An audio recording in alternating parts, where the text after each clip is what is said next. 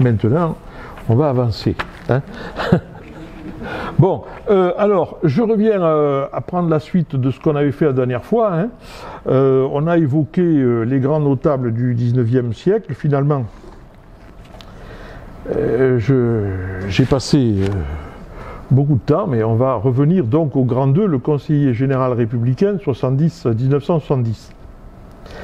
Et j'espère qu'on aura le temps de finir. Alors on avait vu ça au début, les 16 premiers nommés. Je vous rappelle ce qu'on a fait, je le fais défiler parce que, bref, au XIXe siècle, jusqu'en 1870, c'est une assemblée de grands notables. Hein. Bon, à part la parenthèse de 1848. Et on arrive en 1870-1970, parce qu'il y a une homogénéité sur 100 ans. Hein. C'est après 70 que les choses ont évolué. Alors,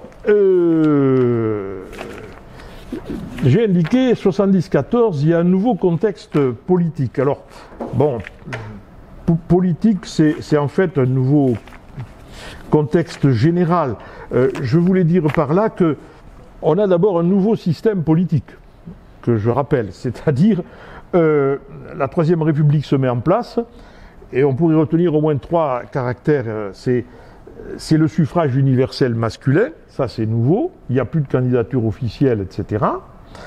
Et puis il y a un pluralisme politique qui est reconnu et accepté, ce qui fait qu'il va y avoir débat, et donc un véritable choix au moment des élections. Et puis il y a un élément important qui se met en place, et surtout après 1881, c'est le rôle de la presse. Hein. La loi sur la presse de 1881, qui est toujours en vigueur, hein. On a voulu la modifier il n'y a pas si longtemps que ça, puis finalement, on n'y a pas touché. Et la presse joue un rôle très important. Alors, il faut imaginer un monde sans télé, sans radio, sans réseaux sociaux, et où les gens découvrent la presse qui se développe. Hein. Donc, vous avez quantité de quotidiens au niveau national, mais aussi au niveau départemental. Hein.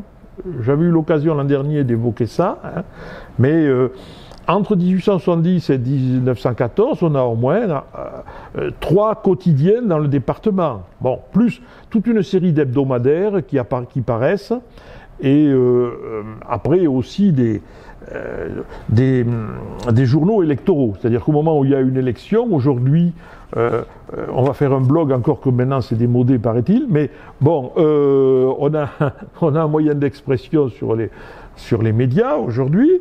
Mais à l'époque, évidemment, il fallait avoir de l'argent, ça aussi. On pouvait créer son journal électoral.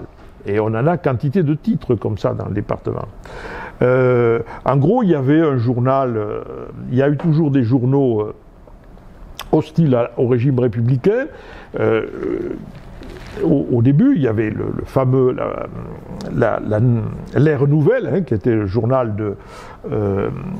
bonapartiste au départ, mais qui après était un journal conservateur, qui avait longtemps appartenu à la famille Fuld, et pour lequel on a eu un travail universitaire fait, enfin, un mémoire d'étudiant dans les années 50, d'un étudiant qui ensuite est décédé aujourd'hui, mais qui a fait de la politique après dans le département, et qui était prof à Marie Curie à Tarbes. C'était Jean Journet qui avait fait ce travail sur l'Ère Nouvelle.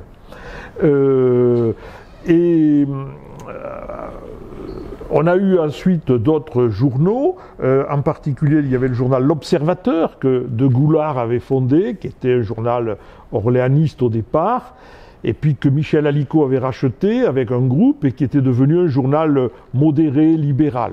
Bon. Et puis il y avait un journal républicain, le Bien Public, qui était devenu la République des Hautes-Pyrénées. Et donc ces 3 journaux quotidiens, hein, avec en plus des hebdomadaires, etc., alimentaient un débat politique dans le département. Bon. Après, alors il y avait ces journaux au niveau de Tarbes, mais vous aviez des journaux dans l'arrondissement d'Argelès, qui étaient publiés sur Lourdes essentiellement, et puis dans l'arrondissement de Bagnères. Hein. À Bagnères, vous avez 2 journaux qui ont duré jusqu'à la Seconde Guerre mondiale. Il y avait l'Écho des Vallées qui était devenu l'Avenir et qui était monarchiste, et puis conservateur, Et puis de l'autre côté, vous aviez la petite gazette qui était devenue le Courrier républicain. Bon. Et sur Bagnères, ils se disputaient. Hein. Enfin, il y avait un débat. Ils se disputaient, entre guillemets. Hein. Au sens, il y avait discussion et débat. Donc, si vous voulez, ça joue un rôle. Alors, aujourd'hui, la presse... Bon, on n'a plus de grands débats de presse quotidienne parce que les débats se font ailleurs. Hein. Mais ça joue un rôle important. À partir de 1891-12, c'est-à-dire à partir du moment où il y a eu le ralliement des catholiques à la République, le paysage de la presse s'est redessiné. Hein, avec en particulier l'arrivée de Jean Dupuy, qui était patron d'un grand groupe de presse nationale, le Petit Parisien, et qui a racheté le journal La République des Hautes-Pyrénées, et qui a racheté en même temps Le Progrès qui avait succédé à l'Observateur, donc des journaux qui étaient républicains en 1890, il les a rachetés pour former le journal Les Pyrénées. Hein, bon, qui va durer jusqu'à la Première Guerre mondiale. Après, Dupuy créera le Républicain, qui a donné aujourd'hui, enfin, c'est pas une succession, il n'y a pas une succession directe entre le Républicain et la Nouvelle République des Hautes-Pyrénées. C'est que le Républicain a duré a continué à être publié sous l'occupation, sous Vichy, sous le régime de Vichy, et tous ces journaux qui ont duré après le novembre 1942 ont été interdits à la Libération. Et la résistance, au niveau national d'ailleurs, avait décidé de créer des journaux, des quotidiens dans chaque département pour qu'il y ait un organe officiel des comités départementaux de libération. Et donc ici, quand ils ont créé le CDL des Hautes-Pyrénées, le comité départemental de libération, a décidé de créer la Nouvelle République, qui devait être l'organe du comité départemental de libération, avec, dans la direction, des gens qui étaient représentatifs des mouvements qui participaient à la résistance. Bon, quand ils l'ont créé, ils ont cherché, évidemment, une imprimerie et des locaux. Et ils se sont rabattus sur les locaux du Républicain. Hein. C'est le jour même de la libération de Tarbes, Jean Guetz se présentait aux locaux du Républicain et prenait possession du Républicain au nom de la Nouvelle République. Voilà. Et bon, alors, les propriétaires ont perdu la propriété des locaux, etc. Puis, certains ont pu démontrer leur bonne foi, qu'ils n'avaient pas collaboré, etc. Et progressivement, c'est au milieu des années 50, sous le gouvernement Mendès France d'ailleurs, que les Dupuy, la famille Dupuy, qui était propriétaire du Républicain et de l'imprimerie, est a retrouvé propriété entière des locaux et de l'imprimerie. Alors allait-elle être propriétaire du titre? Alors là, il y a eu une négociation pour trouver une solution. Ils ont créé une société qui s'appelait la Société pyrénéenne d'édition et d'imprimerie, la SPEI, dont le capital appartenait à peu près 50%, 51%, 52% majoritaire, c'était la famille Dupuy, qui possédait un groupe de presse qui s'appelait Excelsior. Et puis, les résistants, ce groupe, la Société Tarbaise d'édition, qui avait été créée par le comité départemental de libération et qui publiait la Nouvelle République, est resté propriétaire du titre, propriétaire de la ligne éditoriale, et a conservé la direction du journal et la rédaction en chef. Et ils étaient actionnaires minoritaires. Bon. Et c'est Jean Guetz qui a dirigé ça pendant très longtemps. Puis ensuite, c'est son fils Claude qui avait pris la succession. Alors après, j'en finis pour la Nouvelle République, après tout, ils ont fêté leurs 80 ans cette année. Ce qui s'est passé par la suite, c'est que dans les années 60, la famille Dupuy a vendu ses parts de la SPEI à un groupe de presse nationale qui était Robert Hersant. Alors ça vous dit quelque chose peut-être à certains. Hein, bon. À l'époque, Robert Hersant était député FGDS, de la Fédération de la gauche démocrate et socialiste. Bon. Par la suite, Robert Hersant a évolué politiquement. Bon, mais Hersant n'a pas... Lui, ce qui devait l'intéresser, c'est ce que rapportait le journal, ce qu'il pouvait attirer comme action. Il ne s'est pas mêlé de la ligne éditoriale du journal. À un moment donné, il voulait racheter la République de Pau et fusionner les deux. Et puis ce projet a échoué. Alors, parce qu'entre-temps, il y a eu au niveau de la presse régionale cette fois-ci, c'est-à-dire, je pense, ce qui était édité sur Bordeaux et sur Toulouse, mais pas que dans les Hautes-Pyrénées, ça a été une adaptation obligatoire, enfin nécessaire pour beaucoup de grands quotidiens régionaux, c'est de fusionner ou de se partager des territoires.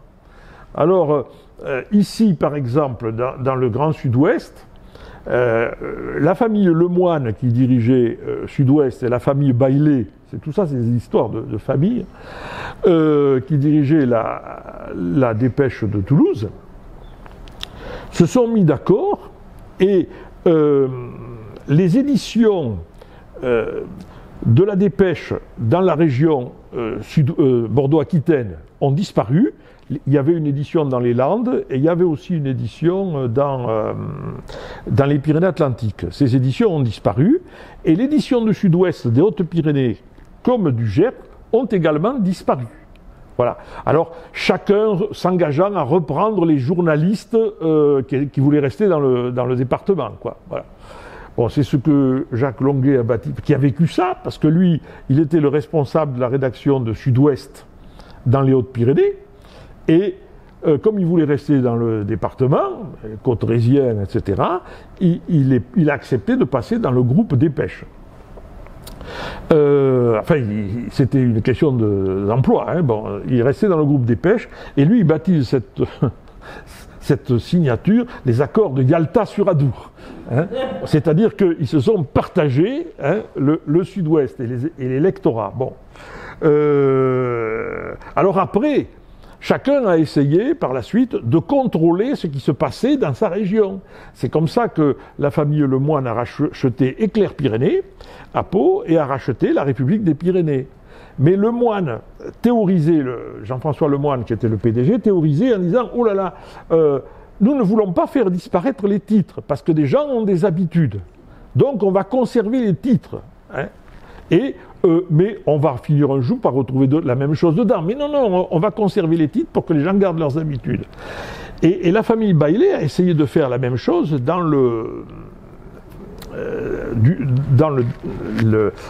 la région de Toulouse-Midi-Pyrénées. Mais alors ici, il y avait un problème, c'est que la SPEI, elle n'était pas à vendre. Hersant ne vendait pas. Voilà. Il a fini par vendre au début des années 80. Et alors ça, maintenant ça a été étudié, hein, il a fait monter les enchères. Parce que Lemoine et lui devaient offrir, il était décidé que lui il vendrait au plus offrant, entre Sud-Ouest et la Dépêche. Il vendrait la Nouvelle République. Et donc, comme on ne savait pas, et que Évelyne Jean Baillet voulait absolument mettre la main sur la Nouvelle République, ça a fait monter les enchères. Et ce qui fait qu'Hersant, il s'en est bien sorti, lui. Bon, parce que quand ils ont ouvert les enveloppes, il avait mis un prix dérisoire, Lemoine. Ça ne l'intéressait pas, la Nouvelle République des Pyrénées. Bon, mais à partir de ce moment-là, la Dépêche est devenue propriétaire de la SPEI. Mais la société Tarbès d'édition existait toujours. Et donc, la famille, et donc Claude Guetz, Jean Guetz et Claude Guetz restaient les patrons de la Nouvelle République. Alors, il a fallu, c'est à la fin des années 90, alors 98 ou 99, je ne sais plus, que finalement, le problème a été solutionné, mais parce que, en fait, Évelyne Jean Baillet, c'était la mère de Jean-Michel Baillet, qui était la grande patronne de la Dépêche pendant très longtemps. Elle a réussi à racheter des parts de gens qui étaient dans la société Tarbèze d'édition. Bon. Et puis, à un moment, les Getz ils se sont retrouvés minoritaires dans cette société-là. Alors, il y avait des choses qui étaient... Et donc, ils ont négocié. Et à partir de ce moment-là, Baillet était propriétaire des deux sociétés. Et donc, il était propriétaire de l'ensemble. Et il a tout fait évoluer. Et c'est pour ça, aujourd'hui, quand vous ouvrez la Nouvelle République ou les pages départementales de la Dépêche, c'est la même chose, quoi. Et d'ailleurs, aujourd'hui, ce n'est même plus imprimé à Tarbes, c'est imprimé à Toulouse, etc. Hein. Il n'y a plus que la rédaction. Mais c'est une rédaction commune. Hein. Bon, donc là-dessus, il y a une fiction de pluralisme, quoi. Bon. Et s'il n'y avait pas la semaine, il n'y aurait pas d'équilibre. La semaine, qui est le seul hebdomadaire, où on peut trouver des choses un peu différentes, quoi. Bon, alors... Quel est le devenir de ces quotidiens bon, ça, je n'en sais rien, mais bon, ça a bien changé. Donc on ne peut pas comparer cette situation à celle des années de la fin du 19e siècle. Bon, alors j'ai fait là une parenthèse, mais après tout, peut-être que... Vous aviez tout ça dans le... Ils ont fait un 80e anniversaire, parce que c'était en août 2024 que... Il commémorait le 80e anniversaire de la création de la Nouvelle République.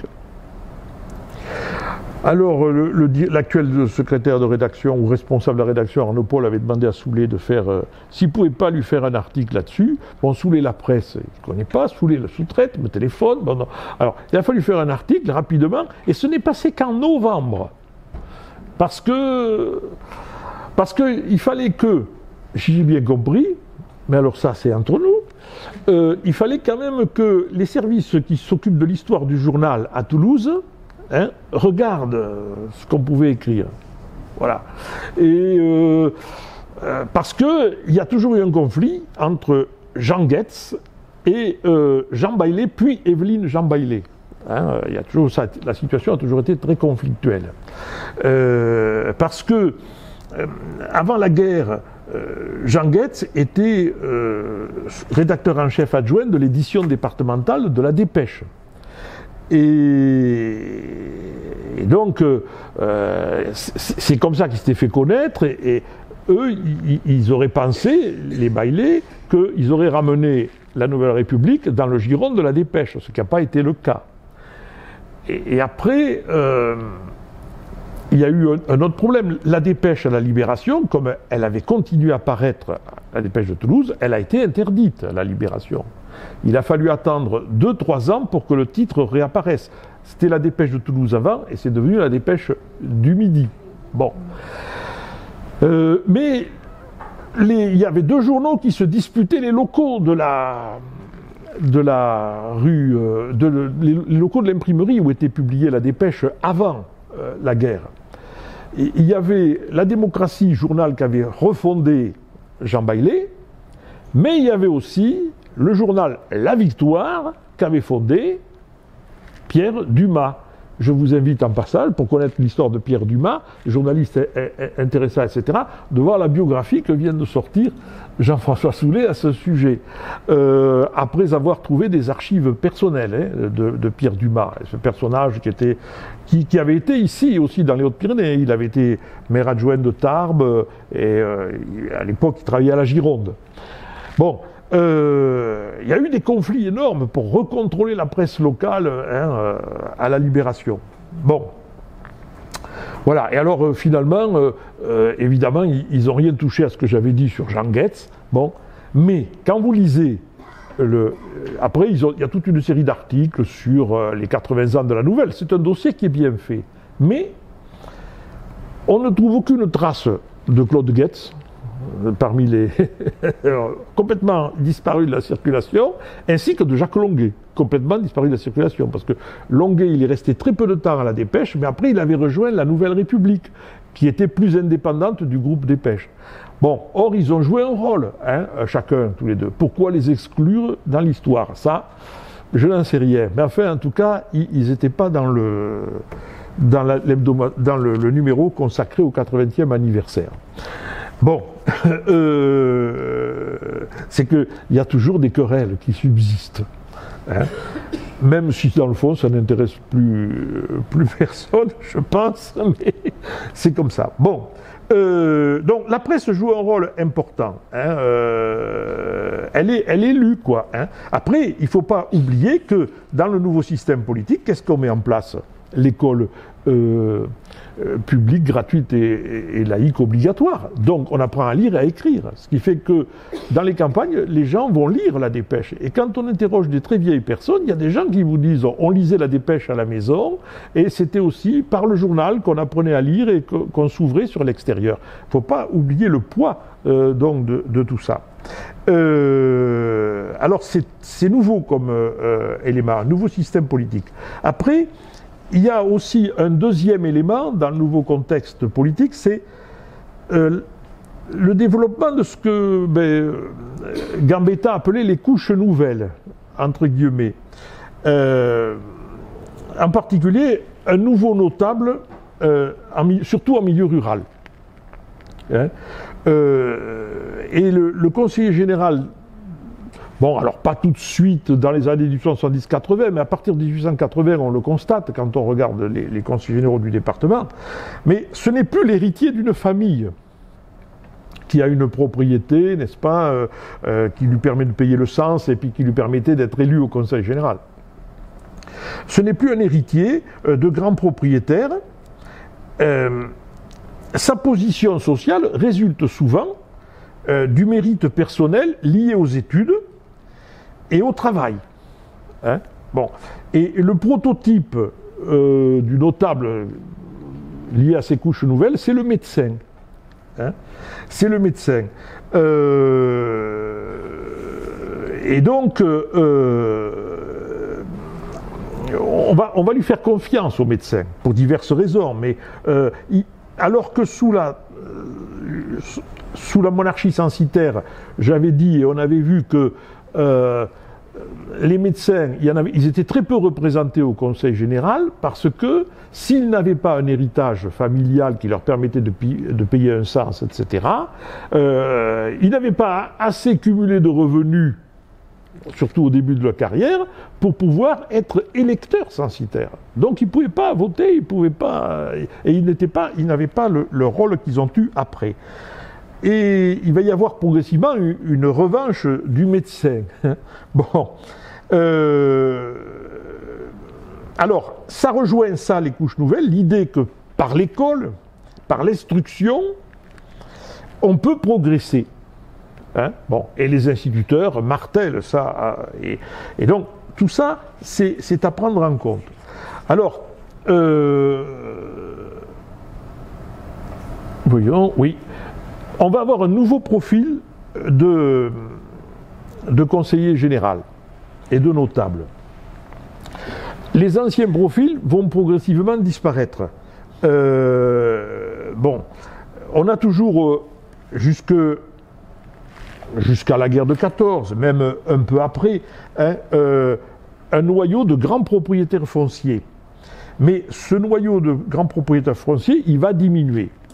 Entre 1890 et 1914, ils ne sont plus que 5. Puis après 1914, après la guerre de 14, on n'en comptera que 2 grands propriétaires fonciers au Conseil général. Albert Bergès, qui était propriétaire rentier à Maubourguet, qui était le petit-fils d'un noble local, Auguste de Lucie, hein, descendant de la famille de Lucie. Albert Bergès, qui était un républicain modéré, mais un républicain, c'est lui qui avait accueilli Ferry à la Reule lors de l'inauguration du buste de Thénault.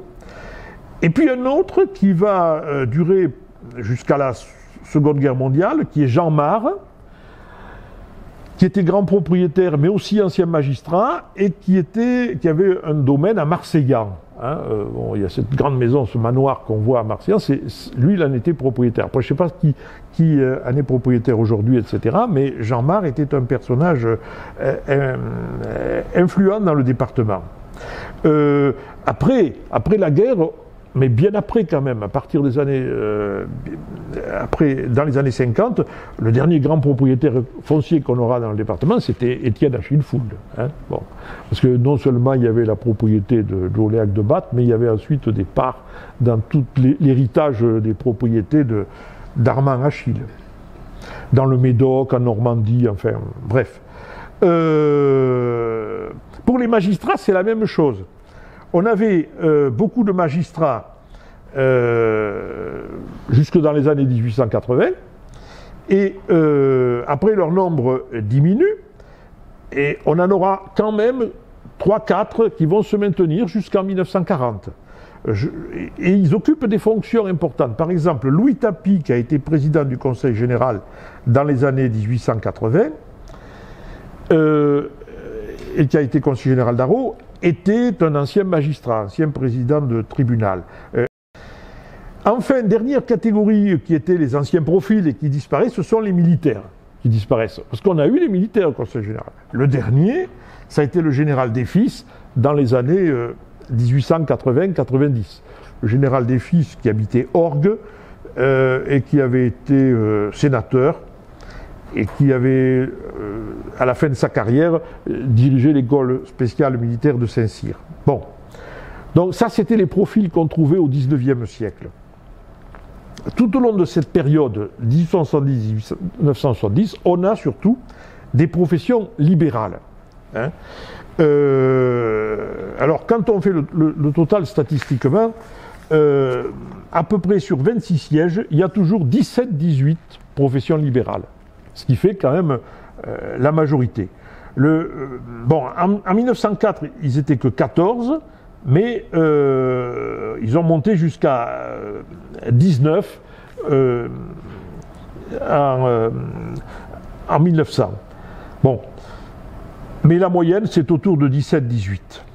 Alors, là, par contre, c'est quelle profession libérale? Parce que, dans un premier temps, c'est toujours des gens liés à des professions juridiques, les avocats et les notaires. Ils sont les plus nombreux jusqu'à la fin du XIXe siècle.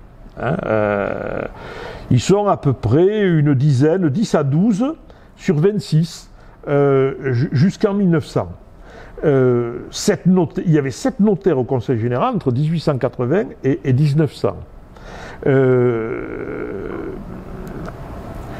4 en moyenne, hein, entre 1898 et 1928. C'est allé en diminuant. Et en revanche, ils sont relayés par les professionnels de santé. Voilà. À partir des années 1900, on a de plus en plus de professionnels de santé. Il y avait, entre 1871 et 1901, selon les élections, il y avait à peu près 6-7 professionnels de santé. Quand je dis professionnels de santé, je dois préciser quand même, il y a des médecins, il y a des vétérinaires. C'est très important, les vétérinaires en milieu rural, hein, et surtout avec l'électorat rural. Il y a aussi des pharmaciens. Bon, parmi les vétérinaires les plus célèbres, il y a Joseph Fitte, hein, qui fut maire de Vic, conseiller général de Vic, député pendant très longtemps, et qui était une figure de proue du radicalisme dans le nord du département, Joseph Fitte. Alors, entre les années 1920 et 1930, ils sont entre 12 et 14, hein, selon les élections à peu près, sur 26. C'est-à-dire qu'ils constituent, hein, les professionnels de santé, la moitié à peu près des conseils généraux. Et au sein de ces professionnels de santé, on voit augmenter le nombre de médecins. Ils sont une dizaine entre 1920 et 1930, et puis à la fin, après les élections de 1937, il y avait 12 médecins sur 26 au Conseil général, pour 2 avocats et 2 notaires. Bon, c'est pour vous montrer qu'il y a une évolution, en fait, hein, au niveau des origines socio-professionnelle, sociale des conseillers généraux. Alors, les fonctionnaires ont toujours été minoritaires dans les Hautes-Pyrénées. Alors, dans les fonctionnaires, il faudrait y mettre les magistrats, évidemment. Ça, c'est un peu compliqué. Les fonctionnaires... Mais les magistrats, ils sont aussi issus de familles de grands propriétaires au XIXe siècle. Alors tout ça, c'est un peu ambigu, quoi. Mais alors, si je prends des fonctionnaires, je pense essentiellement aux enseignants, parce que on a vu des enseignants partout à une époque. En fait, des enseignants, il n'y en a pas beaucoup au Conseil général. Il y a eu des universitaires au XIXe siècle, deux prof d'université de médecine, Germain Dupré, qui a été président du Conseil général et qui était conseiller général d'Argelès, vous savez, l'oncle de Foch, et puis Henri Vergès, qui était d'Esquiez et qui était aussi professeur à l'université de Montpellier, professeur de médecine à l'université de Montpellier, et qui est le premier qui a examiné les guérisons miraculeuses de Lourdes. Dans l'entre-deux-guerres, il y a eu aussi un universitaire. Bon, il était originaire de Try, c'était Bertrand Nogaro dont j'ai parlé. Mais lui, c'était un économiste, Bertrand Nogaro. Alors, il était radical, il avait de la famille. Bon, mais c'est quand même une sorte de parachutage. Bon, il est venu là, il s'est implanté, il a cherché un siège pour devenir député. Il a été un éphémère ministre des Finances, mais il a été ministre des Finances. C'était un proche de Joseph Caillot. Joseph Caillot, qui est à l'origine de l'impôt sur le revenu en 1913. Bon. Donc c'est des enseignants, mais des universitaires. Par contre, dans les années 20, on voit apparaître des enseignants de base, si je puis dire. Henri Suberby, qui était un institut à Bagnères, 1926, et puis Gaston Manin, qui était aussi un institut, et puis qui était devenu professeur de cours complémentaires, qui a été élu, lui, au Conseil général en 1927, et qui représentait la Barousse. Henri Suberby n'est pas resté longtemps à Bagnères, mais bon, il a été élu. Quant aux agriculteurs, eh bien, il faut attendre 1931 pour voir un agriculteur, pas un grand propriétaire terrien, parce que les grands propriétaires terriens se disaient agriculteurs, évidemment. Bon. Mais pour avoir un agriculteur exploitant moyen, Jean-Jacques Maurer, qui a été élu conseiller général de Campan, et qu'il est resté très longtemps. Bon. Donc, ça vous donne une idée du profil sociologique, si je puis dire. Bon. Ce phénomène s'est ensuite amplifié après la guerre, jusqu'en 45-70, où on peut parler de république des médecins, quand même. Parce que leur nombre ne va cesser d'augmenter. Entre 45 et 70, si on prend la totalité des gens élus, alors là je dépasse les 26, on relève 27% de médecins sur la totalité des conseils généraux entre 1945 et 1970. Mais en fait, il faut le voir période par période pour avoir une idée plus précise. C'est-à-dire quand on a 26 conseils généraux, combien on a de médecins dedans.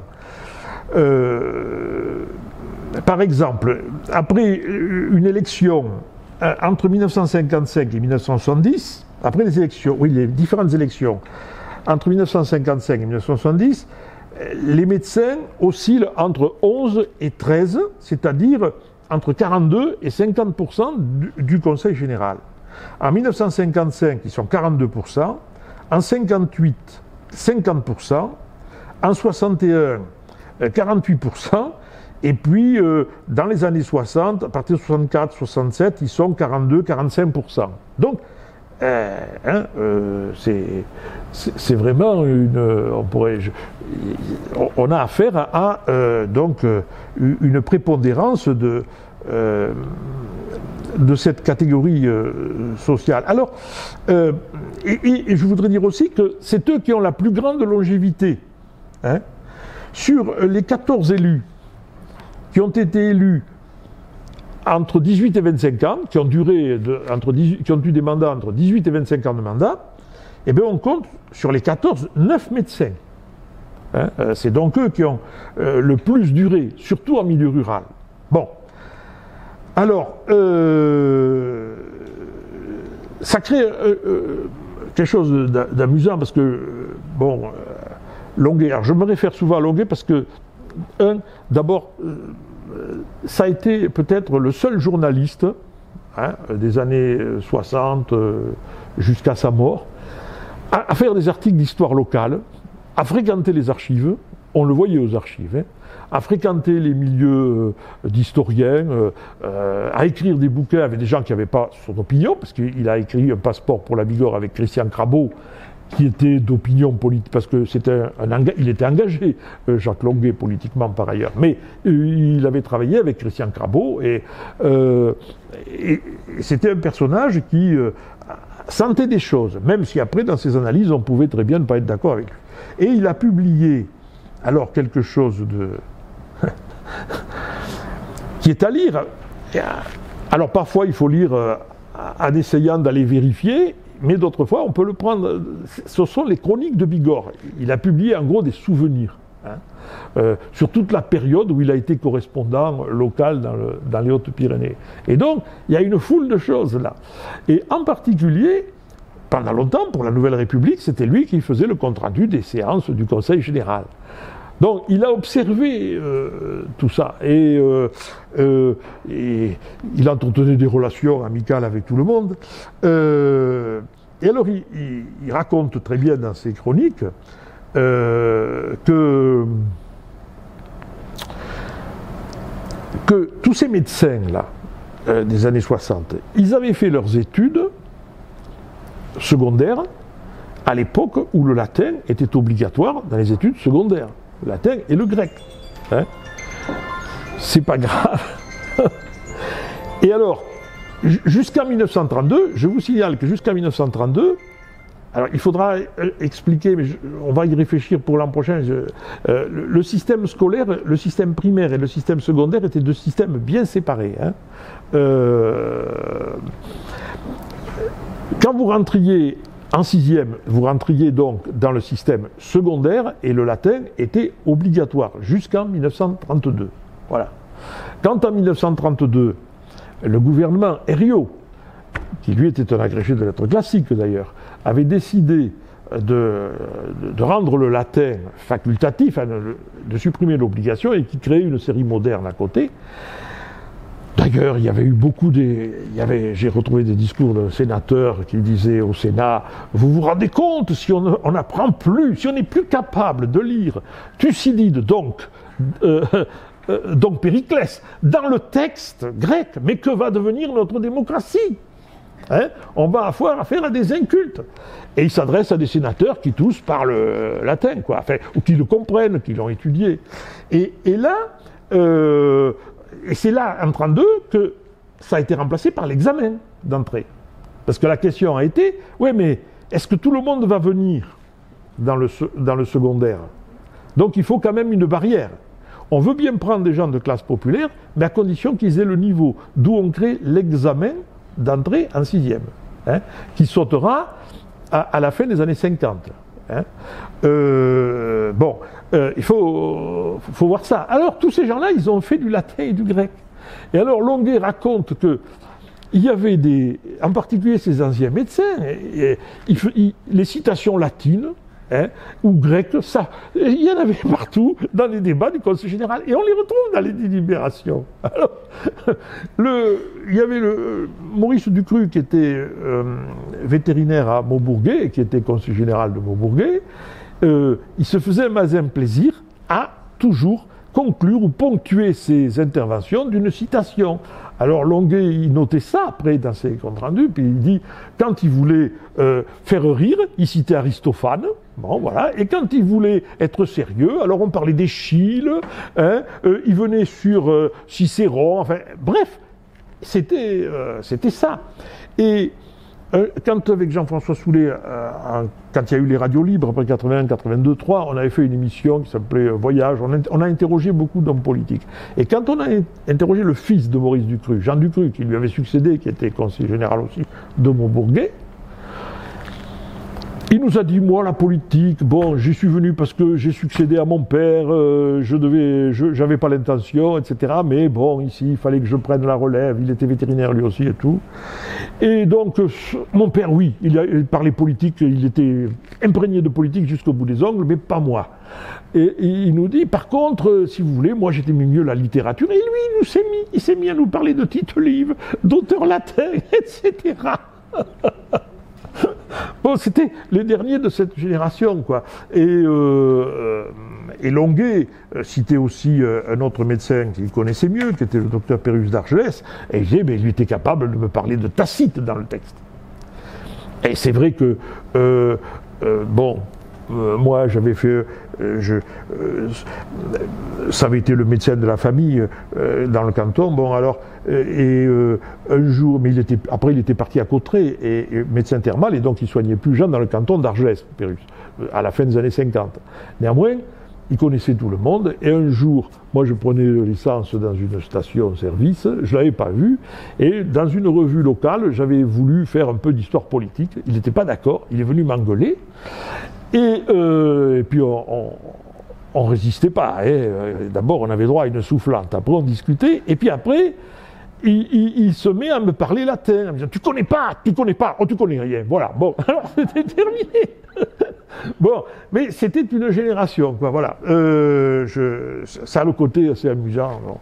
Et Longuet insistait là-dessus, quoi. Et aujourd'hui, je ne pense plus qu'on parle, on fait plus de référence au latin au Conseil général. Bon, c'est pas pour ça que c'est moins démocratique. Hein. Bon, alors. Les médecins, à une époque, on les a critiqués, mais moi ça correspond effectivement à une période. Dans le milieu rural dominant, le conseiller général, il faut savoir qu'à l'époque, il est conçu comme une sorte de médiateur. Hein. C'est pour les gens qui vont le voir dans le canton en milieu rural. On va le voir. Hein, pour lui demander un service. Il sert d'intermédiaire auprès des autorités diverses, et on va le voir, ils tiennent des permanences. Hein. D'ailleurs, le père du docteur Pérus, qui était lui-même médecin et conseiller général d'aucun cette fois-ci, quand il avait été élu en 1919, il avait écrit au président du conseil général « Je ne viendrai jamais à aucune réunion le mardi, parce que le mardi, c'est jour de marché à Argelès, et j'ai ma salle d'attente pleine. » Donc, mes clients en priorité, mes patients. Bon. Et donc, on va les voir. Vous avez connu ça. Je ne sais pas si ça fonctionne encore aujourd'hui, mais les permanences politiques qui étaient tenues à une époque, elles étaient suivies, parfois. Bon, on va le voir pour demander un service. Alors, le service, ça pouvait être plein de choses. Un service qui devait être souvent demandé, c'était pour l'affectation pour le service militaire. Hein. Ça, je pense que c'était un truc qui devait être très demandé et où il pouvait y avoir peut-être un effet. Après, pour obtenir tel ou tel permis ou telle aide dans une démarche administrative. Bon, alors, et c'est pour ça qu'on a critiqué ça en disant ce sont des assistantes sociales, ils ne font pas de politique. Mais ils ont quand même un rôle, là, social, important, un rôle de médiation. Et donc, ils rendent des services. Et à partir de là, pour être élu et réélu, il faut être reconnu justement pour savoir si on est accessible, hein, si on est proche, si on ne vous prend pas pour des imbéciles non plus, parce que ça c'est possible. Donc il faut être reconnu pour sa compétence, pour son caractère abordable, pour savoir si... Moi j'entendais souvent, oh il n'est pas fier lui, vous avez entendu cette expression. Bon, parce que je suppose que les notables antérieurs, ils devaient être fiers, quoi. Ils devaient prendre les gens de haut. Alors, il doit inspirer confiance, et qui de mieux que... les notaires et les avocats, les notaires surtout ont joué aussi ce rôle à un moment donné, comme les médecins, parce qu'ils rentraient dans les familles. hein, ils étaient au courant aussi de tous les problèmes au moment de la succession, etc. etc. Donc, allez, c'est un personnage un peu qu'on respectait, quoi. Enfin, si vous n'êtes pas d'accord, vous me dites, hein, moi c'est une impression que j'ai, quoi. Et alors, les médecins, ils avaient effectivement ce profil idéal, hein.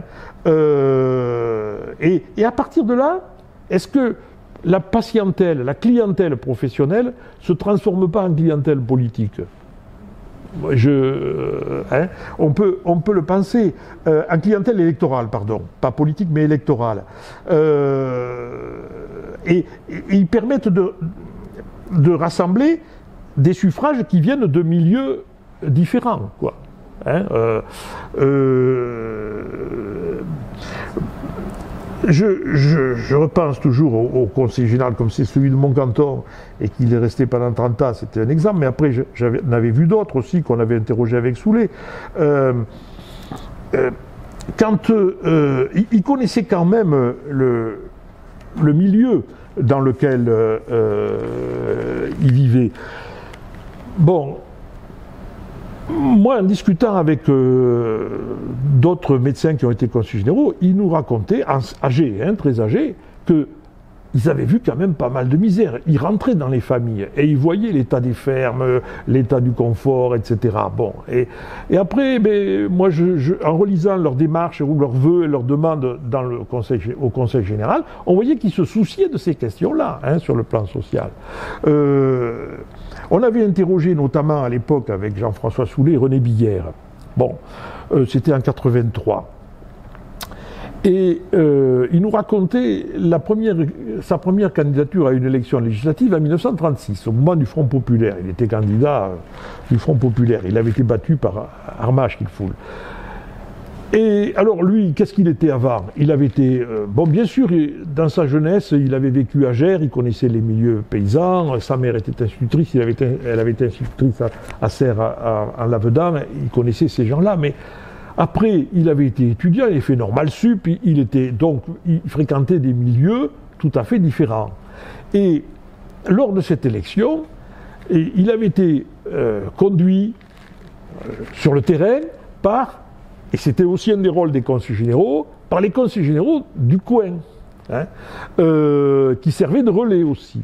Et le docteur Abadi l'avait amené dans des fermes, hein, dans des endroits, et il disait, j'en suis encore, j'ai gardé toujours ces souvenirs dans ma tête. Il fallait voir la misère, finalement, et l'état de pauvreté dans lequel vivait une grande partie de ces gens-là, quoi. Hein. Et on ne pouvait pas être indifférent à ça et ne pas réagir à ça. Bon, voilà. Donc, je vois qu'ils sont témoins de ça. Bon, il y a un médecin qui est très connu par les historiens, c'est le docteur Villermé, qui dans les années 1800, au début de la révolution industrielle au XIXe siècle, a décrit, hein, la situation sociale dans le Nord-Pas-de-Calais. Eh bien, ce qu'il voit, c'est quand même difficile. Bon, et ce qu'il nous raconte. Bon, un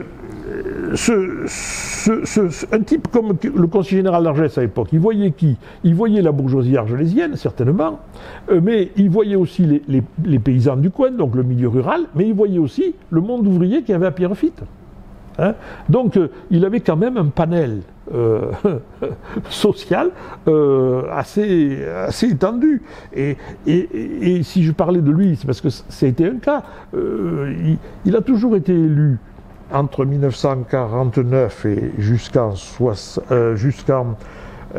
a été élu jusqu'en 1976. La dernière élection, c'était en 1976. Bon, oui, il a été élu à ce moment-là. Toujours élu au premier tour, sauf en 1976, mais pour d'autres raisons, mais toujours élu au premier tour. Or, et toutes les communes votaient pour lui, sauf qu'il n'y en a qu'une, Hus. Mais Hus, il y avait 7 ou 8 électeurs, bon, dans lesquels il n'était pas en tête. Oh, mais il était élu partout. Or, Cauterets votait pour lui, mais les électeurs de Cauterets, c'était en majorité. Sur la centrale incendie, veuillez ne pas en tenir compte. Merci. Bon, s'il y a un test, il ne faut pas en tenir compte. Voilà, bon. Donc il doit y avoir une alarme, il ne faut pas en tenir compte. Bon. à Cotteret, c'était quand même les hôteliers cottrésiens, une certaine bourgeoisie, bon, commerçante, qui votaient pour lui. Et il était majoritaire à Cotteret.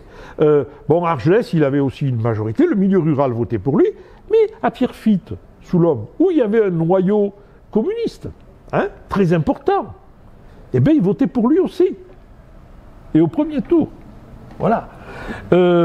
Parce que, eh bien, en particulier, en 1936, quand il y a eu des gens qui sont arrivés au moment, après la guerre civile espagnole, après la fin de la guerre civile espagnole, on en a eu en masse des gens qui sont arrivés sur Pierrefitte, et pour chercher de l'emploi, etc. Eh bien, lui, il les a soignés souvent gratuitement. Voilà. Et ces gens-là, moi j'ai vu des familles, ils lui étaient éternellement reconnaissants. Pourtant après, attention, dans d'autres élections nationales ou autres, alors là, il ne se trompait pas non plus de bulletin de vote. Mais lui, exceptionnellement, il y avait ça. Hein. Et alors, donc on ne tient pas compte de l'alarme. Et une chose que moi qu'on avait remarqué, vous êtes prié pour des raisons de sécurité d'évacuer le bâtiment par les sorties les plus proches. Évacuez rapidement, mais sans précipitation. Merci. Ils ont dit que non avant. Bon. Si on n'a pas compris, on peut l'écouter en anglais. Ça ne doit pas être dit en gascon. Bon. Alors on ne comprend pas si c'est pas en gascon. Je me souviens, en 1976, il a été mis en ballottage, cet homme-là. Vous êtes prié pour des raisons de sécurité d'évacuer le bâtiment par les sorties les plus proches. Et alors, c'est l'époque de l'union de la gauche, 1976. Et donc, certains pensent que cette fois-ci, ils vont l'avoir. Et alors, il y a une grande réunion publique à Argelès, le vendredi soir avant le second tour. Réunion publique où il y a le maire de Tarbes, Paul Chastelain, communiste, il y a François Badi, il y a René Billet, il y a tout le staff de la gauche départementale, PS, radicaux et communistes. Et ils font une grande réunion et ils vendent la peau de l'ours. Le lendemain, le même jour et le lendemain, samedi, dans Pierrefitte, sous l'Homme, eh bien, le docteur Pérus a passé toute sa journée à Pierrefitte-sous-l'Homme, hein, et il a arpenté depuis la poste de Pierrefitte jusqu'à l'entrée de l'usine de Soulon. Il a fait ça 3-4 fois, s'arrêtant, rencontrant les gens, surtout au moment de la sortie de l'usine. Et bien, au second tour, inversement de tendance, justement sur Pierrefitte-sous-l'Homme, hein, et il a été élu. Bon. Les autres, ils n'avaient pas compris que c'est là qu'ils auraient dû faire leur réunion. Ils sont allés la faire ailleurs. Bon, mais je me souviens de ça, parce que c'était un truc assez intéressant. Or, ça montrait quoi? L'attachement à une personne est lié aussi à sa fonction, etc. D'aventurier ou de professionnel de la politique. Quelqu'un comme Maurice de Rothschild, qui a été élu en 1919 à Lannemezan, il a fait un mandat. Et après, on n'a plus voulu de lui. Charles Achille-Fould, le petit-fils d'Achille-Fould, a été élu aussi conseiller général, mais il a fait un mandat. Parce qu'on ne les voyait jamais. C'est des gens qui arrivaient au moment d'une élection, et puis qui après disparaissaient, et on ne les voyait plus. Donc, résultat, ils étaient battus, quoi.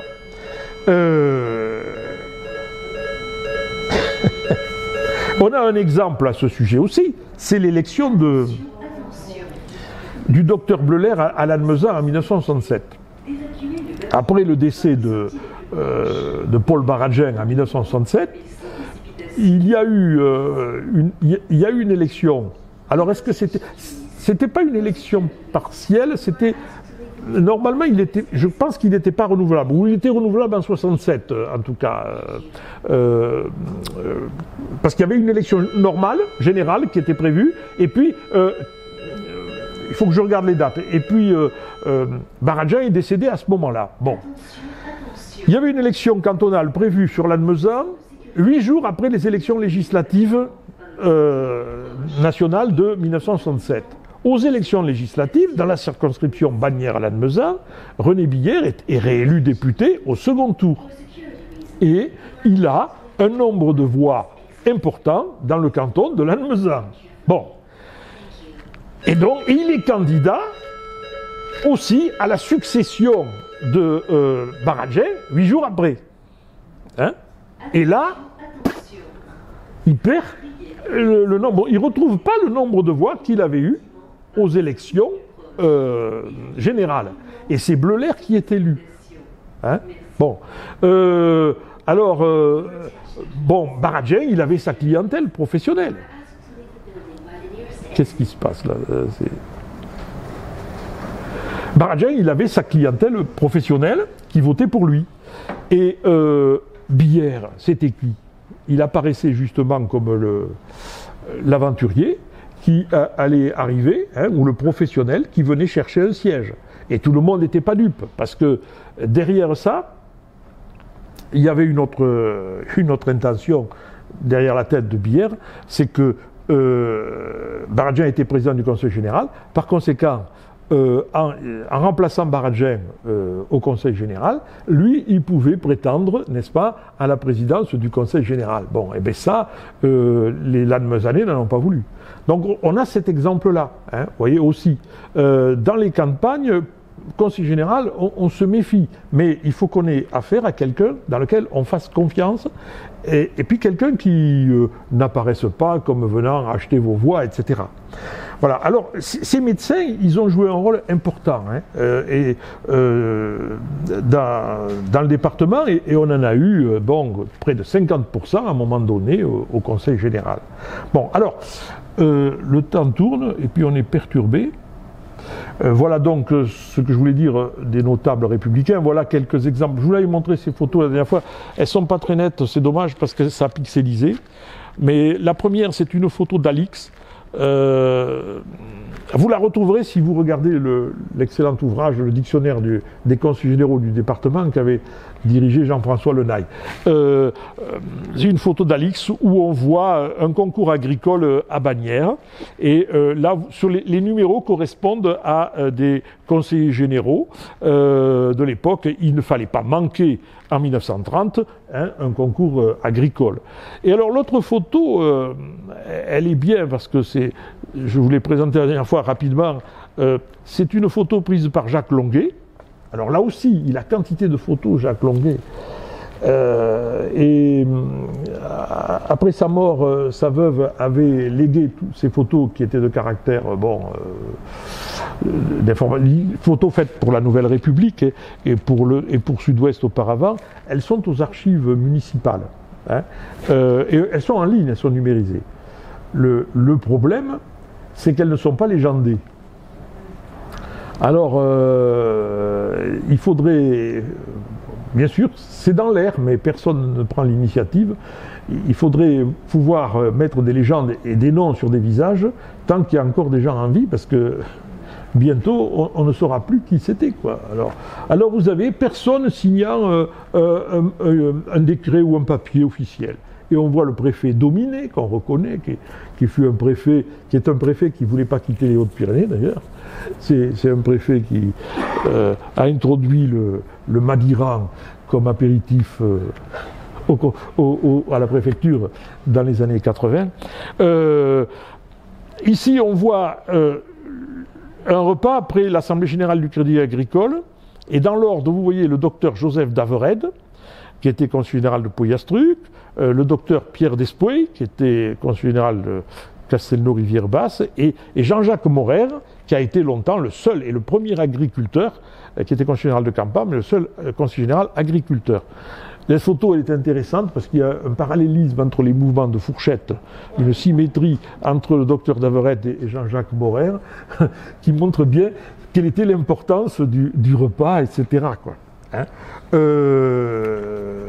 bon, alors, après, je voulais aborder les mutations, mais quelle heure est-il? 15h17, on a encore le temps. À partir de 73-2015, les choses vont changer. On peut dire que c'est le début de la fin du notable. C'est pas encore la fin, mais parce que on a un phénomène qui se produit, j'en ai déjà parlé, hein, en parlant de l'évolution politique.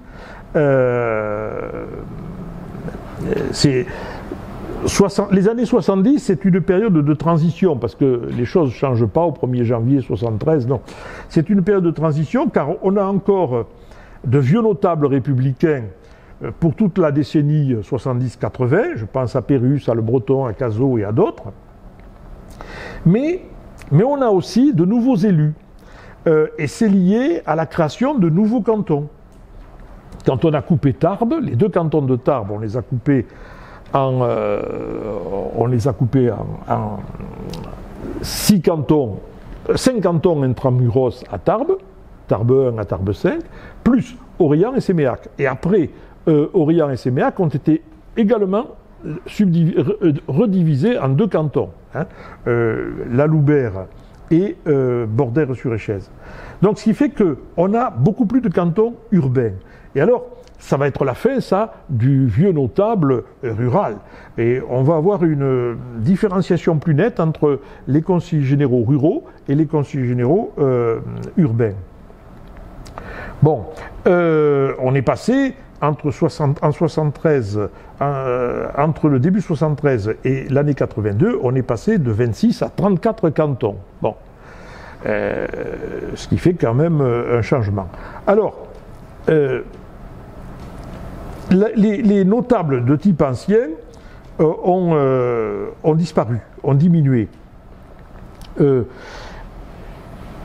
Le dernier grand propriétaire terrien, c'est Étienne Achille Fould, qui meurt en 1994.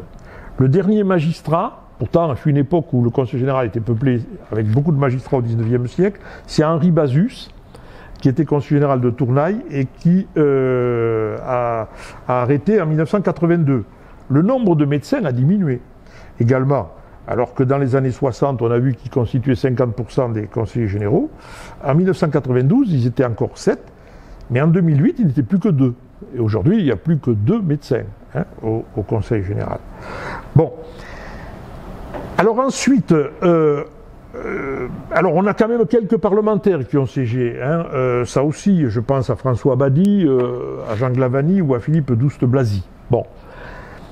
Mais ils n'ont pas joué au Conseil général de rôle de premier plan. Ils n'ont pas exercé la présidence, etc. Deuxième idée, on a des changements sociologiques au gré de l'évolution politique. C'est-à-dire au gré de l'évolution des rapports de force politiques. Dans les années 73 à 85, on a eu une progression au niveau du Conseil général, je l'ai déjà dit dans la partie politique, hein, du Parti communiste, en particulier sur Tarbes, sur la banlieue tarbaise, aussi sur Bagnères également. Hein. Oui. Il paraît que ça sonne au niveau de l'amphi. Ah bon? Ça a sonné, oui. On nous avait dit de toute façon. Voilà, ne vous inquiétez pas, ce sont juste des essais. Oui, voilà. Bon. Actuellement, ça va recommencer. On en a encore pour 2-3 jours. Là. Alors, quelle heure est-il là? Parce que je vois les 2 jeunes filles qui voulaient...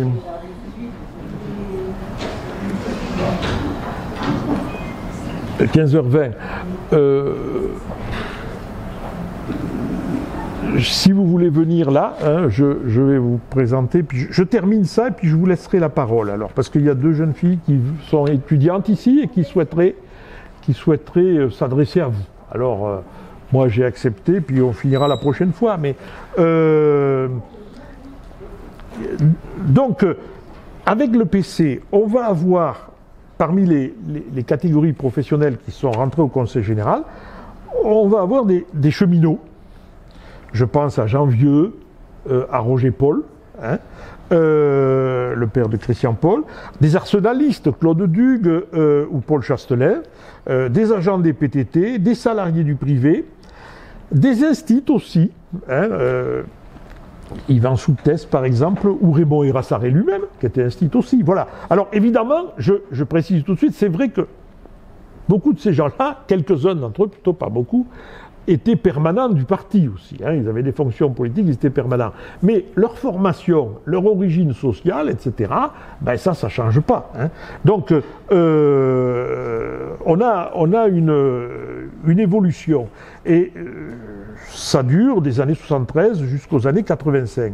Également, dans les années 73-79, puis ensuite, de la moitié des années 80 jusqu'à la moitié des années 90, c'est l'entente républicaine qui progresse, hein, la droite départementale. Et alors là, on va avoir l'arrivée de chefs d'entreprise et de cadres d'entreprise au Conseil général.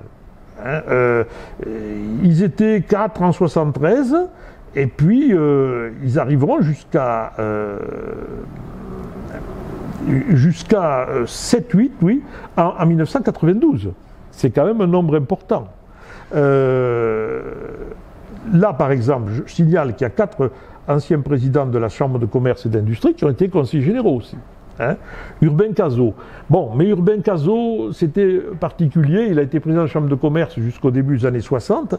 Mais ensuite, on a eu Christian Partenben, Marc Giacardi et Gérard Trémège. On pourrait citer aussi d'autres grands patrons. Je penserai aussi à Robert Coll, qui a été conseiller général d'Argelès et qui était le fondateur et PDG de la société Toujas et Coll. Bon. Et là, il y a eu des débats importants, hein, à un moment donné, parce que sur les orientations, sur des plans, Giacardi avait essayé de créer un plan de développement industriel du département. Hein. Il y a un comité d'expansion. Et le Conseil général, la majorité ne l'avait pas suivi. Il y a eu des tensions. Mais il faut savoir aussi que, quand je parle des 4 présidents de la CCI, entre Urbain Cazot, d'une part, qui a été détrôné par Christian Partenben, soutenu par Giacardi à l'époque, Christian Crabeau n'a pas écrit... vous savez, Christian Crabeau, il était prof donc à Théophile Gautier, et il travaillait aussi à la Chambre de commerce et d'industrie. En particulier, il s'occupait du journal, je ne sais pas si vous vous en souvenez, l'essor de la Bigorre. Hein, c'était le journal L'Essor, qui était un journal que Cazot avait créé d'ailleurs, et qui était intéressant. Et il me dit qu'il y a eu des rapports, il y avait des débats d'orientation importants, et ça n'a pas été étudié, mais ça devrait l'être, ça. Cazot, pour lui, le développement, c'était le tourisme. Hein.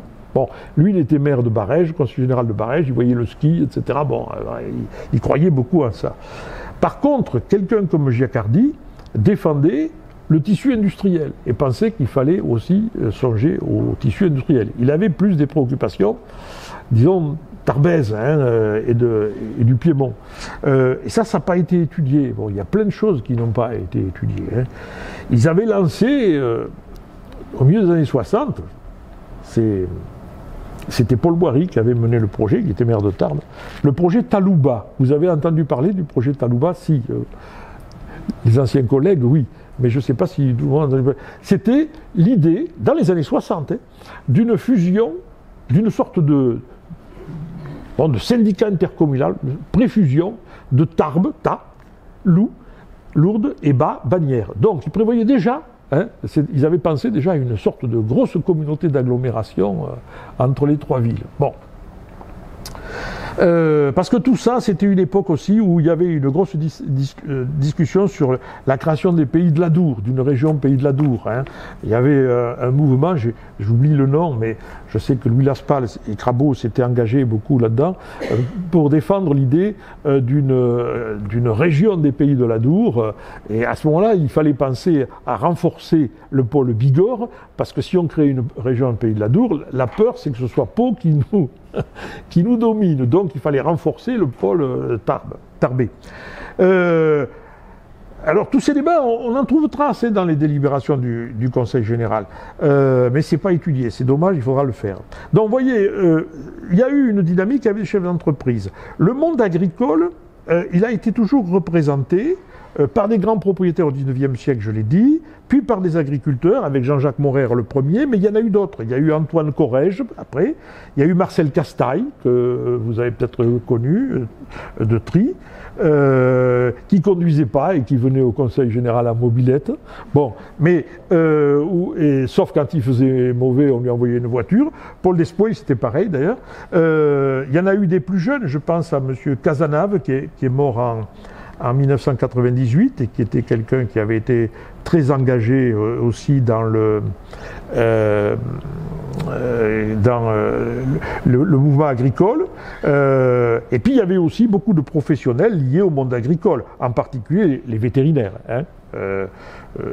Le père et le fils du cru de Maubourguet, Maurice Desconetz, qui a été conseiller général de Tri longtemps, ou M. Guilbault aussi, Jean Guilbault, je crois, hein, qui était vétérinaire. Bon, et ils sont responsables agricoles. Le milieu agricole était bien représenté plus par du para-agricole que par les agriculteurs eux-mêmes, d'ailleurs, me semble, hein, au conseil général. Alors, quant aux fonctionnaires ou retraités de la fonction publique, et puis je vais laisser la parole à ces demoiselles. Il faut attendre quand même tardivement la fin des années 90 pour qu'on voit les fonctionnaires ou les retraités de la fonction publique les plus nombreux au Conseil général. Hein, il y avait 8 fonctionnaires dans les années 70 sur les 26 et puis 34, et en 2000, dans les années 2000, il y avait 17 fonctionnaires ou retraités de la fonction publique. Hein. Essentiellement des enseignants, alors des enseignants de tous les corps. Les plus nombreux à un moment donné, ça a été 11 ou 12. Alors ça variait en fonction des renouvellements. Hein. Et puis à partir du début des années 2000, il y a eu d'autres secteurs de la fonction publique ou assimilés qui sont rentrés au Conseil général. Je pense à des cadres de l'équipement, des cadres des impôts, des cadres de la poste ou des cadres de la fonction publique territoriale. Hein. Alors, cette poussée des fonctionnaires, elle a correspondu à la poussée politique du Parti socialiste depuis 1998. Hein. Par rapport au nombre de fonctionnaires, hein, si vous voulez, par rapport au nombre de conseillers généraux socialistes, c'était 8 sur 12 en 1998, 7 sur 14 en 2001, 9 sur 16 en 2004 et 8 sur 14 en 2011. Donc, c'était la fonction publique. C'est par les progrès du Parti socialiste que la fonction publique a été plus nombreuse. Ça montre aussi finalement, une sociologie politique en même temps. Je signale que les radicaux, qui avaient été représentés longtemps par des médecins, hein, ils étaient encore 5 en 82 et 1 jusqu'en 98, mais parallèlement, les fonctionnaires, les radicaux ont été représentés de plus en plus par des fonctionnaires. Ils n'étaient que 3 en 82, mais ils étaient aussi 7 sur 14 en 2011 chez les radicaux. Hein. Bon, alors, entre 2011 et 2015, le groupe radical se compose pour moitié de fonctionnaires ou retraités de la fonction publique, dont 4 enseignants, et pour l'autre moitié, des gens issus de secteurs d'activité privée, ce qui montre bien qu'ils étaient un peu au centre sociologique aussi. Bon, alors, je veux laisser la place à ces demoiselles, puisqu'on m'a demandé. Il me reste à voir le rôle nouveau que font les conseillers généraux, parce qu'ils ont eu un rôle nouveau au niveau départemental avec les lois de décentralisation. Il y a eu pas mal d'organismes créés auxquels ils participent.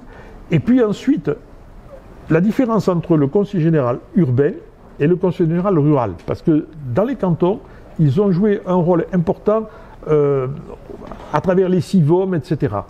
Alors je pensais qu'on aurait fini avec tout ce qu'il y a eu comme incident au départ, on n'a pas pu. Je comptais vous montrer les photos, je vous les montrerai la prochaine fois, ce sont d'anciens élus. Donc on va en rester là pour le moment, je suis un peu désolé, mais on se revoit le 13 mars. Alors le 13 mars, je finis ça, et puis je voudrais aborder, sur les 2-3 séances qui nous restent dans l'année, essayer d'aborder quelques grands dossiers que le Conseil général a traités. Alors ça n'a pas été étudié, mais il y en a quelques-uns qui ont été étudiés, et notamment la création du parc national. qui a donné lieu à un débat très intéressant et passionnant dans les années 60. Alors, comme j'avais eu l'occasion de faire 2 articles sur ce sujet, notamment pour la revue Pyrénées, je vous en parlerai, puisque je connaissais un peu. Voilà. Mais on finira sur le rôle nouveau. J'espère qu'il y aura des témoins qui pourront parler un peu de ça, parce que c'est quand même, on n'imagine plus le rôle. Et je voudrais qu'on termine justement peut-être avant la fin de l'année sur cette question à quoi ça sert aujourd'hui le Conseil général, puisqu'il est mis sur la sellette. Périodiquement, on nous dit il faut supprimer le millefeuille. Dans le millefeuille, ce qui est inutile, c'est le Conseil général. Alors, terminé, parce qu'entre les grandes communautés de communes et communautés d'agglomération et le Conseil régional, à quoi il sert? Or, c'est une instance de proximité d'un point de vue personnel, je pense que ce serait dommage de supprimer, parce qu'il a son utilité sur le terrain. Je ne suis pas sûr qu'au moment où il y a eu les crues de 2013, si la remise en route, la remise en forme des routes, etc., avait dépendu du Conseil régional, je ne sais pas si la réactivité aurait été aussi importante. Enfin, ça, c'est un point de vue personnel. Et j'aimerais bien que ça fasse débat, puisqu'il y a plusieurs anciens élus ou des gens qui ont travaillé dans d'autres conseils généraux qui peuvent avoir une opinion là-dessus. Et j'aimerais bien qu'on en discute. Voilà, mesdemoiselles, merci, c'était un peu décousu, je m'excuse. Si vous voulez venir là mais j'ai pas le micro, il ne marche pas. Alors, vous êtes étudiante? Si cette vidéo vous a plu, vous pouvez nous rejoindre à l'Université du temps libre de Tarbes et de Bigorre à l'adresse utl-tb.info. Vous pouvez aussi nous encourager en cliquant sur le pouce vers le haut. Les commentaires de soutien sont également les bienvenus. Et n'oubliez pas, si ce n'est déjà fait, de vous abonner. Merci et à bientôt.